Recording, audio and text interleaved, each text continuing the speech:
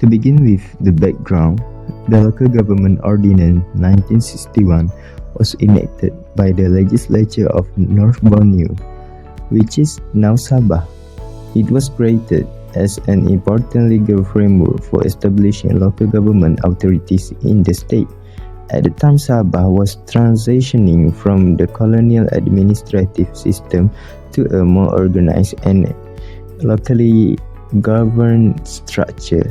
Because of this, the ordinance was introduced to form bodies such as district council, town board, municipal council, and city council. The ordinance also provides statutory power for the formation, composition, and operation of these local authorities. Through this legal provision, local level governments became more structured and well-defined. Overall, this ordinance represents an important step in strengthening Sabah local government system. It helped develop more autonomous institutions that could manage public service, local infrastructure, and community welfare as part of a modern state administration. This ordinance is to empower the young Di-Pertuan Agong Negeri of Sabah to establish local government authorities through official instrument published in the Government Gazette. It also aimed to define the jurisdiction, function, and organizational structure of these local government bodies so that local area can be managed more effectively. Another purpose is to regulate the appointment, election, and qualification of members of the local authorities. This ensures proper presentation and good governance within each council. 2.0 Overview of Local Government Ordinance 1961. The Local Government Ordinance 1961 was enacted by the legislature of North Borneo and officially came into force on 1st January 1962. This ordinance is unique to Sabah and differs from Peninsular Malaysia, which follows the Local Government Act 1976. The ordinance was specifically tailored to Sabah's geography, rural environment, and diverse population. The ordinance, it defines the structure of local authorities, established district councils, town boards, municipal councils, and city councils. It gives each authority legal status, allowing them to own property and enter contract. It also provides guidelines for administrative arrangements, council composition, and appointments. It also outlines the relationship between local authorities and the state government of Sabah. The Young Di-Pertuan Negeri plays an important supervisory role, approving the formation, membership, boundaries, and administrative rules of all local authorities. This ensures that council operate in alignment with state policies and development goals. To these days, the ordinance remains the key legislation that governs how local authorities functions in Sabah. So for this part, I will talk about the main function of local governments in Sabah under the Local Government Ordinance 1961. Local governments like city council, municipal council, town boards, and district council play an important role in managing their areas and serving the community. The LGO 1961 gives them the legal framework to operate, manage resources, provide services, and maintain public trust.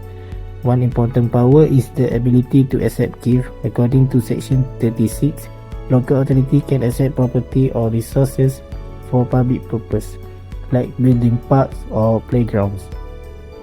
This helps improve services without depending only on government funding. Local authority also have power to enter into contract under Section 37. They can hire contractors or buy materials to carry out their works, like building roads or maintaining facilities. Big contract need approval from the minister or cabinet to ensure transparency. Another key role is the management of public places, streets, and roads. Under Section 38 to 44, local authorities maintain parks, roads, bridges, and footways. They can also recover costs from property owners when building new streets. This keeps urban areas safe and organized. Control of nuisances is another important function under Section 49A to 49E. Authorities can handle unsafe buildings, pollution, noise or dirty condition. They can give notice or fix problem themselves and recover the cost from property's owner. This protects public health. A very important provision is revenue management under Section 53. Local authorities must have an official fund to collect money from property taxes, license fees, grants and donation. This money used to pay for public services, infrastructure and health facilities. Proper management of the fund ensures accountability and builds public trust. For example, Kota Kinabalu City Hall used its fund to maintain roads and manage waste collection. Finally, local authority provide public amenities and services such as parks, recreational grounds, libraries, public toilets and feeding centers. They also regulate businesses, markets and food outlets to ensure safety and order in the community. Moving on, we're going to talk about financial powers of local governments under LGO 1961. The LGO 1961 also includes detailed provisions on financial management to ensure that local authorities operate with transparency and accountability. First, the establishment of authority funds, Section 53. Each local authority must establish an official fund to store all income received. This prevents misuse of public money and ensures all financial transactions are recorded properly. Second, revenue of authorities, Section 55. Income sources include rates and taxes, fees and charges, fines, government grants, business income, investments. These multiple revenue streams support the councils in carrying out community development projects. Third, fees and charges, Section 61. Local authorities are empowered to set their own fees for services and facilities. This financial flexibility allows councils to generate sufficient income to manage their areas efficiently. Fourth, budget estimate and approval, Section 62. Local government must prepare detailed annual budget, submit them to Minister for approval, publish them in Government Gazette. This to ensure financial transparency and prevent overspending. Last but not least, in terms of audit and accounts, in Section 67, auditors appointed by the Minister examine the financial records of local authorities. The auditors, they can request any document, can inspect cash, property or construction site, and can question officers' responsibility for account. This process ensures honesty, accountability, and protection of public funds. So let's move on to the next point, which is how the ordinance improve local government in Sabah. First of all, legal foundation for local authorities. The ordinance gave legal authority to create local council in Sabah. It allowed the Yang di-Pertua Negeri to establish council through the Gazette. Under Section 3, it clearly set each council powers, boundary and responsibility that helps ensure proper structure and effective service delivery. Next is regulatory power and license. The ordinance allow council to create bylaw for market, businesses, hygiene and public safety, and in the Section 50 and 49 empower council to do that. And if there is avoidable from the businesses, the council can issue, suspend or cancel the license. So this keep business safe, clean and well regulated. Moreover, in the Section 102, it strengthened enforcement by requiring business to prove they have valid license. Number 3 is financial autonomy. So in financial autonomy, there consists Section 55, 83 and 64A, which mean that council can collect taxes, rates and fees to fund local services. They can also accept grants or donation, and this financial power reduces dependence on the state and help council to maintain the infrastructure and facilities. So, next is local representation, which means the ordinance allows local areas to be divided into wards for fair representation. So, councillor can be elected or appointed based on these wards, and expert may also be added to support council function, and this gives communities a stronger voice in local decision.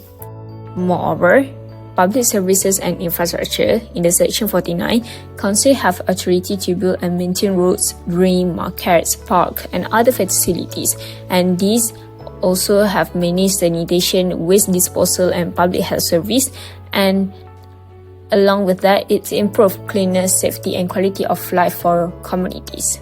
Last but not least, the administrative flexibility and accountability. In the section 5, the ordinance requires council to hold regular meeting and allow special meeting during emergency. So this setup makes a member tenure and lets council replace inactive member.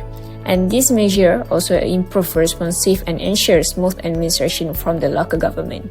So to conclude, the Local Government Ordinance 1961 continues to play a vital role in shaping effective local governance in Sabah.